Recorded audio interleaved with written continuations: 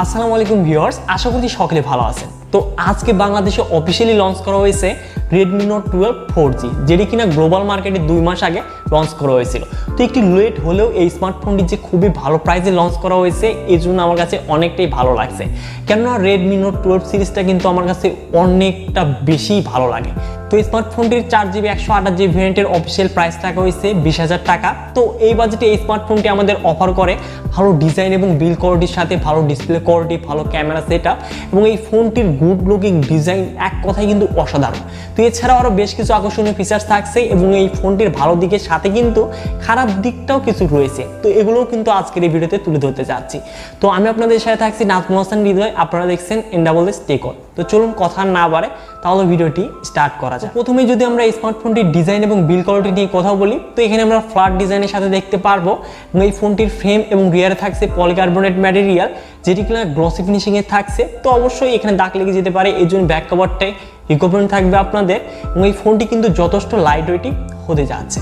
এবং এই ফোনটির পোর্টস এবং বাটনে আসলে ডান সাইডে থাকছে ভলিউম আপ এবং ডাউন বাটনের সাথে পাওয়ার বাটন, বাম সাইডে থাকছে সিম ট্রে এবং নিচে থাকছে speaker, USB Type-C port, primary microphone এবং উপরে থাকছে 3.5mm audio jack, secondary noise cancellation and air blaster. তো এবার যদি আসা যায় ফোনটির ডিসপ্লেতে, তো 6.67 ইঞ্চিস অ্যামোলেড ডিসপ্লে প্যানেল থাকছে, যার রেজলিউশন ফুল HD প্লাস, সাথে থাকছে 120Hz রিফ্রেশ রেট এবং পরীক্ষণের জন্য থাকছে কর্নিং গোরিলা গ্লাস 3।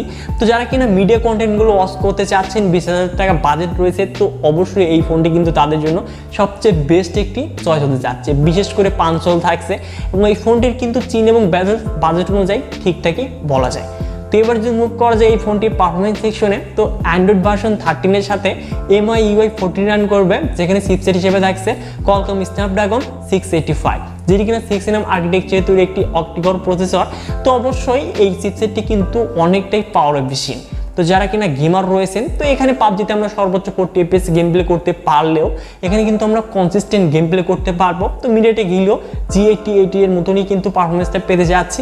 তো এখানে এই বাজেটে কিন্তু এই চিপসেটটি ঠিকঠাকই রয়েছে। তো গেমিং পারফরমেন্সও যে মিডিয়াম যে গেমগুলো রয়েছে, তো সেই গেমগুলো কিন্তু আমরা স্মার্টফোনটি দিয়ে ভালোভাবে প্লে করতে পারবো। তো যারা কিনা গেমার রয়েছেন, 20,000 টাকা বাজেট রয়েছে, তো অবশ্যই এই ফোনটি থেকে কিন্তু ভালো লেভেলের একটি গেমিং পারফরমেন্স পেয়ে যাবেন এই ফোনটি থেকে। তো এবার যদি আসা যায় এই স্মার্টফোনটির ক্যামেরা সেকশনে, তো রিয়ারে থাকছে ট্রিপল ক্যামেরা সেটআপ, যার মেইন ক্যামেরাটি 50 মেগাপিক্সেল, সাথে থাকছে 8 মেগাপিক্সেল আল্ট্রা এবং 2 মেগাপিক্সেল ম্যাক্রো লেন্স। তো এই বাজেটে কিন্তু বর্তমান সময়ে আল্ট্রা ক্যামেরা কিন্তু বিলুপ্তির পথে বলা যায়। তো এই ফোনটিতে যে তারা দিয়েছে, অবশ্যই তাদেরকে এই জন্য ধন্যবাদ দেওয়া উচিত। এবং মেইন ক্যামেরা পিকচার কোয়ালিটি দেখতেই পাচ্ছেন, তো এখানে ডে লাইটে কিন্তু যথেষ্ট ভালো পিকচারই ক্লিক করতে পারবেন আপনারা এবং ডিটেলস ডাইনামিক রেস এই বাজেট অনুযায়ী কিন্তু ঠিকঠাকই রয়েছে। এবং নাইটের পিকচারগুলো দেখতে পাচ্ছেন, তো নাইটেও কিন্তু যথেষ্ট ভালোভাবে যদি আপনারা হাতটা একটু স্টাডি করে পিকচারগুলো ক্লিক করেন, তাহলে কিন্তু ভালো পিকচারই পেয়ে যাবেন এবং নাইট মোড অন করলেও কিন্তু ভালো পিকচার পেয়ে যাবেন। তো অবশ্যই এখানে আমি বলবো আরেকটু কিন্তু কাজ করা উচিত Xiaomi, বিশেষ করে নাইট মোডে।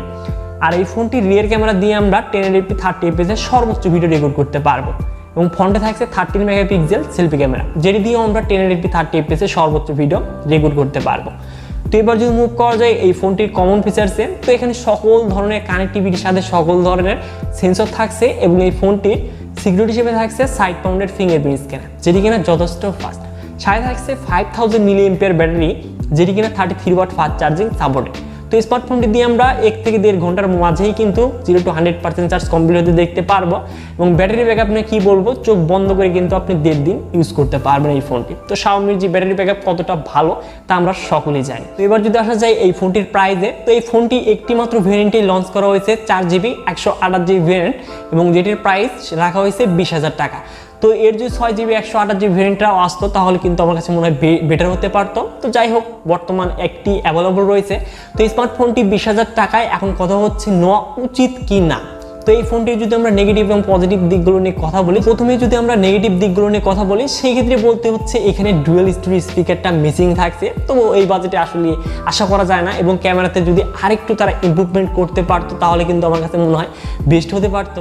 এছাড়া এই ফোনটির ডিজাইন থেকে শুরু করে display quality, gaming performance, camera quality overall কিন্তু 20,000 টাকায় অফিসিয়ালি যদি কোনো ফোনের কথা বলি, তাহলে কিন্তু রাইট নাও এই স্মার্টফোনটি আমার কাছে সবচেয়ে বেস্ট একটি অপশন বলে মনে হয়েছে। তো আপনার বাজেট যদি 20,000 টাকার আশেপাশে হয়ে থাকে তাহলে অবশ্যই এই ফোনটি কিন্তু চোখ বন্ধ করে নিতে পারে। তো আশা করছি ভিডিওটি ভালো লেগেছে। যদি ভিডিওটি একটু ভালো লেগে থাকে তাহলে অবশ্যই ভিডিওতে লাইক করে চ্যানেলটিকে সাবস্ক্রাইব করবেন এবং অবশ্যই আপনার মূল্যবান মতামতটি কমেন্ট বক্সে কমেন্ট করে জানিয়ে দেবেন। সো ভিউয়ার, দেখা হচ্ছে শীঘ্রই নতুন কোনো ভিডিও নিয়ে।